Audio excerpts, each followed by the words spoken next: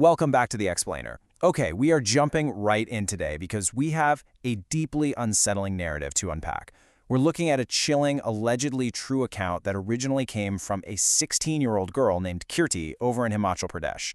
And look, this isn't just your standard ghost story. We're talking about a really complex, multi-layered account of spiritual warfare, dark magic, and some severe family tragedy. So let's just take it step by step and try to piece together exactly how an entire family found themselves under a curse.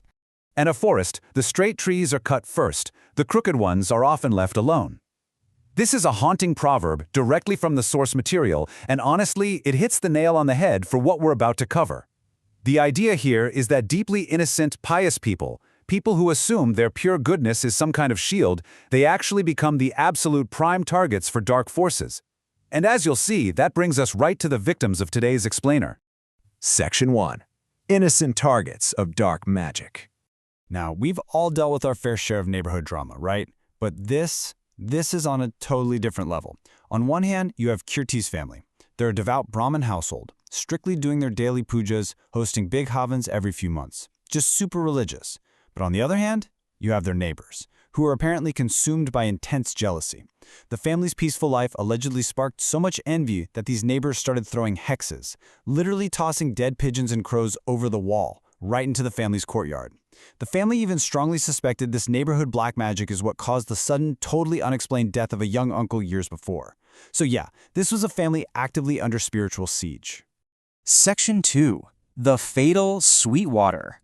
So, the inciting incident centers around the aunt. She was the most devout person in the house, and her main job was going out to fetch fresh water. Picture this. It's the afternoon of Nirjala Ekadashi, which is a day when people traditionally hand out sweet water on the streets. She's carrying this heavy earthen pot, sees some local kids drinking the distributed sweet water, and thinks, why not? She takes a sip. But the second she pulls the cup away, she finally looks at the woman handing it out. It was a woman the entire village was terrified of. They called her a Dayan, a practitioner of dark magic. According to the source, the Dayan just gave the aunt this chilling, creepy smile. But the aunt brushed it off. I mean, she figured everyone else is drinking it, what's going to happen to me? Which brings up a genuinely terrifying question. What actually happens if you unknowingly drink something cursed? Well, the source breaks down a really unsettling theory on how this kind of black magic operates. The claim is that a curse bound to food or drink only attaches to its intended target. So, an entire crowd of people could drink from the exact same cursed pot and walk away perfectly fine. But the very second the intended target takes a sip, that's it. The spiritual trap snapshot. Section 3. Shadows of Possession. Okay, so the aunt makes it back home, the house is loud, full of construction workers, but immediately it's obvious something is horribly wrong. She just collapses at the front gate. The workers run over to help, and they notice something that shouldn't be physically possible. Her giant water pot is completely empty, and when she opens her mouth, it's not her voice.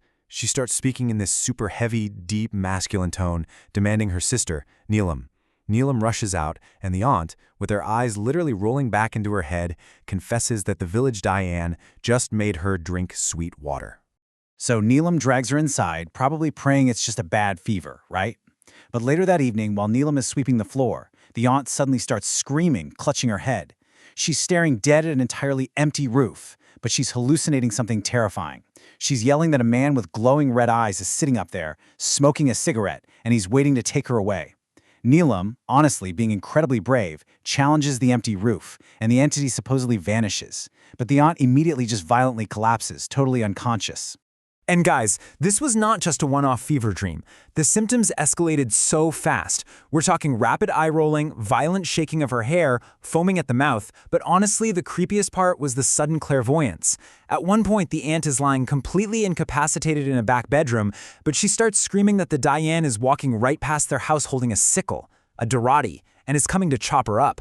Neelam literally sprints to the front gate to check, and sure enough, the Dayan is walking by with a sickle, and she turns and gives Neelam that exact same wicked smile. Unbelievable. Section 4. Failed Tantric Interventions. As you'd expect, the grandparents are absolutely desperate at this point. They spend the next 8 or 9 months bringing in anyone they can to help, but it all fails completely. The first tantric tries to summon the entity, and the aunt literally just rolls her tongue out and mocks him. He sacrifices a goat at a cremation ground, which buys them exactly 2 days of peace.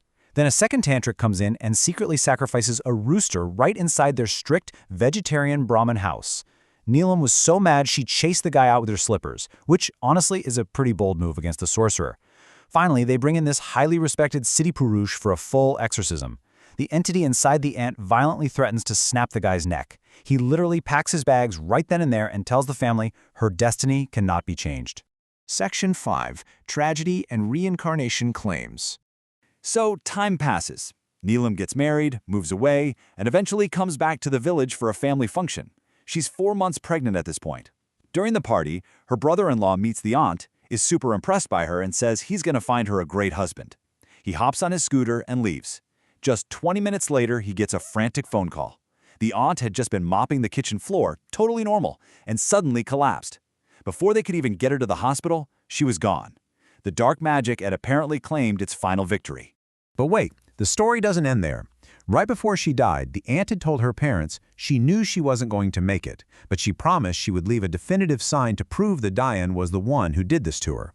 Well, exactly 2 days after the aunt passed away, the Dayan's perfectly healthy husband just suddenly dropped dead out of nowhere. For the family, this was absolute, horrifying proof. The aunt's final prophecy had been fulfilled. Which brings us to a really fascinating, kind of comforting aspect of this dark story, reincarnation. After she died, the aunt appeared in her grandfather's dream and promised she was going to return to their bloodline. Soon after, Neelam gave birth to her baby girl, Kirti, and the family was absolutely stunned. Kirti was born with the exact same birthmarks, the exact same moles, and the exact same facial features as the aunt who had just passed. To this day, they completely believe Kirti is their aunt, reincarnated. Section 6. Uncovering the Dark Truth.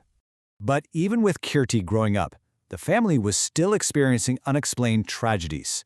So they brought in one final very powerful pundit to investigate. And what he uncovered is it's mind-bending. First, he confirmed the Dayan was actively performing Maran Kriya, actual death rituals against them.